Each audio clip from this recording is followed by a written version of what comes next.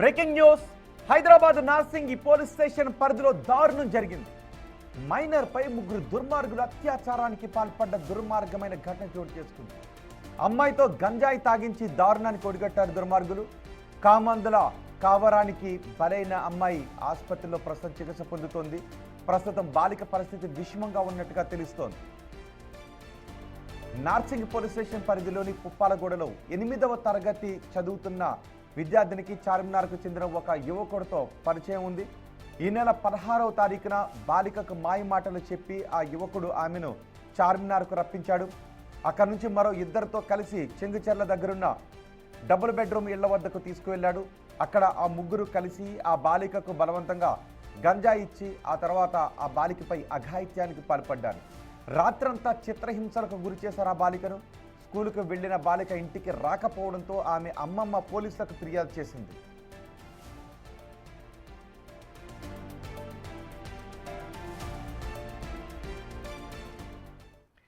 ఈ ఘటనకు సంబంధించి మరింత సమాచారం మా ప్రతినిధి అక్రమ్ అందిస్తారు.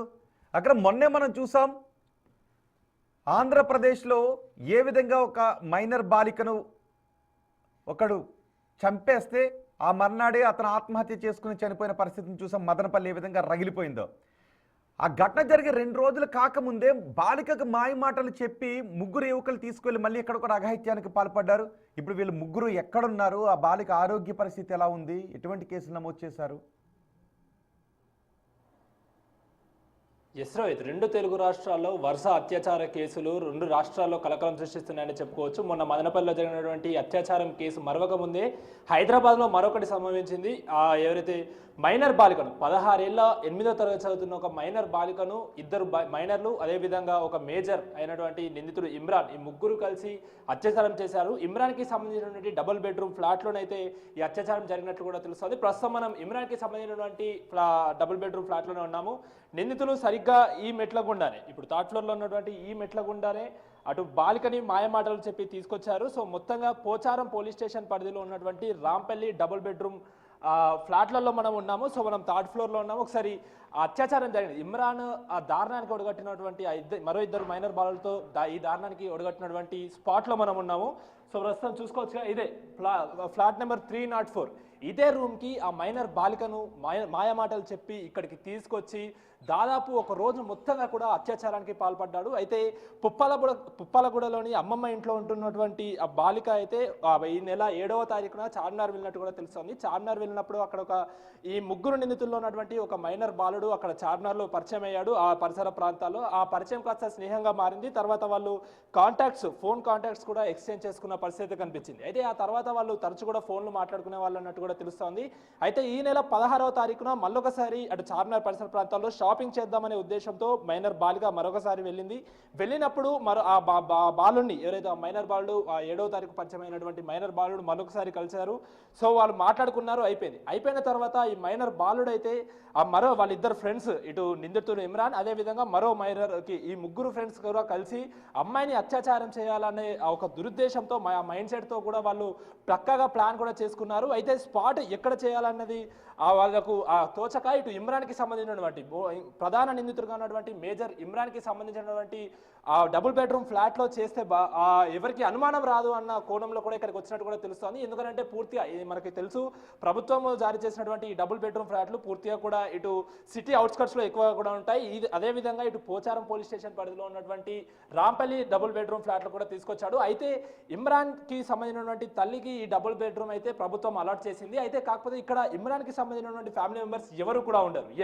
వీళ్ళందరూ కూడా పుప్పాలగూడలో ఉన్నట్టు కూడా తెలుస్తోంది. అప్పుడప్పుడు ఇక్కడికి వచ్చి ఆ క్లీనింగ్ కానీ అవన్నీ చేసుకొని వెళ్తుంటారంటూ కూడా తెలుస్తోంది. సో ఆ ఉద్దేశంతో ఒకసారి మనము ఆ మొత్తంగా ఈ ఫ్లోర్ ఈ బేస్మెంట్ థర్డ్ ఫ్లోర్ మొత్తంగా కూడా గమనిస్తే ఎక్కడ కూడా మనకి సీసీటీవీ ఫుటేజ్లే కానీ అవేమీ లేవు. సో మొత్తంగా ఇటు సైడ్ ఎక్కువ కూడా జనరద్దీ ఎక్కువ ఉండదు. ఎందుకంటే అలాట్ చేసిన ప్రజలు కూడా చాలా మంది కూడా సిటీలో ఉంటారు. సో ఇక్కడికి అప్పుడప్పుడు వస్తూ ఉంటారు. ఆ ఉద్దేశంతో ఇక్కడికి వస్తే ఎవరికి అనుమానం రాదు. అదేవిధంగా ఎక్కడ కూడా సీసీటీవీ ఫుటేజ్లే కానీ సీసీటీవీ కెమెరాస్ ఎక్కడ కూడా లేవు అనే ఒక ఉద్దేశంతో ఇక్కడికి తీసుకురావాలని కూడా వాళ్ళు 16వ తారీఖు ప్లాన్ చేసుకొని ఉదయం బాలిక అప్పటికే పుప్పలగూడలో ఉన్నటువంటి తన అమ్మమ్మకి నేను స్కూల్కి వెళ్తున్నాను అని చెప్పి ఉదయం 8:30 ఆ ఇంటి నుంచి బయలుదేరింది. నేరుగా చార్మినార్ దగ్గరికి వచ్చి వీళ్ళని కలిసింది. వీరు మాయమాటలు చెప్పి అక్కడి నుండి తీసుకొచ్చారు. నేరుగా కూడా ఇటు రాంపల్లిలో ఉన్నటువంటి డబుల్ బెడ్రూమ్ ఫ్లాట్లకు అయితే తీసుకొచ్చారు. అయితే సాయంత్రం 4 అయినప్పటికీ, ఎందుకంటే స్కూల్ టైమ్స్ మన అందరికీ తెలుసు 4 గంటలకు అయిపోతుంది కాబట్టి 4 అయినప్పటికీ కూడా తన మనవరాలు ఇంకా రాకపోవడంతో అమ్మమ్మ ఒక్కసారిగా కూడా టెన్షన్కి గురయ్యి అటు తల్లిదండ్రులు, అదే షాహిన్ నగర్లో ఉన్నటువంటి తల్లిదండ్రులకు కూడా సమాచారం ఇచ్చింది. వెంటనే అందరూ కూడా స్థానికంగా ఉన్నటువంటి బంధువుల ఇల్లు, అదేవిధంగా స్నేహితుల ఇల్లు అన్ని కూడా వెతికిన పరిస్థితి. ఎక్కడా కూడా కనిపించకపోయేసరికి అర్ధరాత్రి 12:30 అంటే 17వ తారీఖున తెల్లవారుజామున 12:30 అటు నార్సింగ్ పోలీసులకు అయితే ఫిర్యాదు చేయడం జరిగింది. వెంటనే సమాచారం అందుకున్నటువంటి నార్సింగ్ పోలీసులు మొత్తంగా స్కూల్ పరిసర ప్రాంతాలు, అదేవిధంగా ఆ పుప్పాలగూడలో ఉన్నటువంటి అమ్మమ్మ ఇంటి నుంచి ప్రతి ఒక్క సీసీ కెమెరా ఫుటేజ్ని క్షుణ్ణంగా పరిశీలించిన తర్వాత తను చార్మినార్ వెళ్ళిందని, అక్కడ నుండి ఒక మైనర్ బాలుని కలిసి వాళ్ళు ఇక్కడ రాంపల్లికి తీసుకొచ్చారన్నట్టు కూడా వారు గుర్తించారు. సో మొత్తంగా అన్ని సీసీ కెమెరాలు పరిశీలించిన తర్వాత మరుసటి రోజు తెల్లవారుజామున 2:30 అంటే 18వ తారీఖు ఉదయం 2:30 సో మనం చూస్తున్నటువంటి ఈ ఫ్లాట్ ద్వారానైతే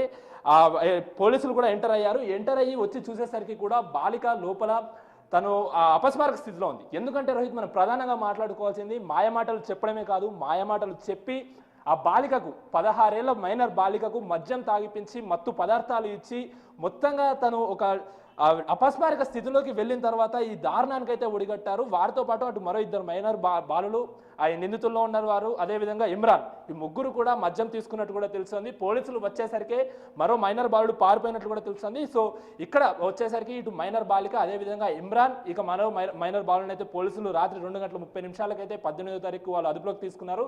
మొత్తంగా ఇమ్రాన్ని జడ్జి ముందు హాజరుపరిచిన తర్వాత అటు చెంచల్ కూడా జైలుకి అయితే రిమాండ్కి అయితే తరలించిన పరిస్థితి కనిపిస్తా ఉంది. ఇక మరో మైనర్ బాలుని అటు జువెనల్ హోమ్ కూడా తరలించారు.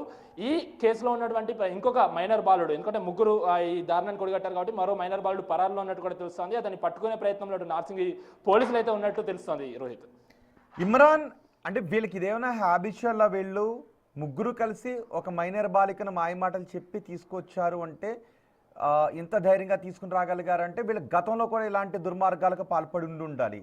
ఆ ట్రాక్ ఏమైనా తెలుస్తుందా పోలీసులకు? దానిపై ఏమైనా ఆరా తీసారా? ఎస్ రోహిత్, ప్రస్తుతానికి మనకు ఈ మైనర్ బాలుడు ఆ రోజు చార్మినార్ షాపింగ్కి వెళ్ళినప్పుడు పరిచయం అయ్యాడు. అయితే ఆ మైనర్ బాలుడికి ఇమ్రాన్ అనే వ్యక్తి, ఈ ఫ్లాట్ ఏదైతే అలాట్ చేసినటువంటి ఇమ్రాన్ అనే వ్యక్తి పరిచయం ఉన్నట్టు కూడా తెలుస్తుంది. అయితే వాళ్ళు ముగ్గురు ఫ్రెండ్స్ కాబట్టి ఇమ్రాన్ని సంప్రదించారు. అయితే ఈ ఇమ్రాన్ పైన గతంలో కూడా పలు క్రిమినల్ కేసులు ఉన్నట్లయితే అటు పోలీసులు చెప్తున్నారు. ఇప్పటికే ఒక థెఫ్ట్ కేసు, అదేవిధంగా వేరొక కేసులో కూడా ఇమ్రాన్ ప్రధాన నిందితుడిగా ఉన్నట్టు కూడా తెలుస్తున్నారు. ఇప్పటికే చాలాసార్లు ఒక పోలీస్ స్టేషన్ అనే కాదు, పలు పోలీస్ స్టేషన్లలో కూడా ఇమ్రాన్ పైన కొన్ని కేసులు ఉన్నట్టు కూడా తెలుస్తోంది. సో ఆల్రెడీ ఒక నిందితుడిగా ఉన్నటువంటి, అంటే వేరే కేసుల్లో ఉన్నటువంటి ఇమ్రాన్ అనే వ్యక్తితో ఈ మైనర్ బాలుడు ఫ్రెండ్షిప్ చేసుకున్నాడు. మరి ఈ మైనర్ బాలుడికి ఏం చెప్పి ఇమ్రాన్ అనే వ్యక్తి ఇంతటి దారుణానికి ఒడిగట్టాడా, లేకపోతే ముగ్గురు ప్లాన్ చేశారా, లేకపోతే ఇమ్రాన్ ఈ మిగతా 2 మైనర్ బాలుడు కూడా మాయమాటలు చెప్పి ఇలా చేద్దాము, ఎవరికి అనుమానం రాదు, నాకు డబుల్ బెడ్రూమ్ ఫ్లాట్ ఉంది, సో అక్కడ వెళితే ఎవరు ఉండరు, సీసీటీవీ ఫుటేజ్లు కూడా ఉండవు, అక్కడికి వెళ్తే ఎలాంటి అనుమానం రాదని మరి వారికి చెప్పి తీసుకొచ్చారన్న దానిపైన కూడా చేస్తున్నారు. మొత్తంగా అయితే ఇటు ఇమ్రాన్ అయితే ఇక చెంచల్గూడ పోలీస్ స్టేషన్లో అయితే చెంచల్గూడ జైలుకి అయితే తరలించిన పరిస్థితి కనిపిస్తా ఉంది. ఇక మరో మైనర్ బాలును కూడా ఇప్పటికే జువెనల్ హోమ్కి తరలించారు. ప్రధానంగా ఇంకొక బాలుని అయితే మిగతా సీసీటీవీ ఆధారాలుగా కూడా అతను ఎక్కడికి వెళ్ళాడు ఏంటి అనేది కూడా నార్సింగ్ పోలీసులు మరో నిందితుడిని పట్టుకునే ప్రయత్నంలో ఉన్నారని చెప్పుకోవచ్చు. రోహిత్, రైట్ అక్రమ్.